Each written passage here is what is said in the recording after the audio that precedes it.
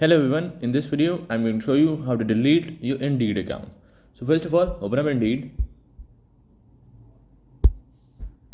Now once you're at the Indeed homepage, click on your Gmail or the username that shows right here, click on it. Now in here, click on account settings and in here scroll down and look for close my account. Click on it.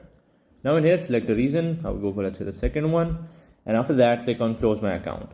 And that is it, your Indeed account would now be deleted. So that is how you can delete your Indeed account. Hello everyone, in this video I'm going to show you how to delete your Indeed account permanently.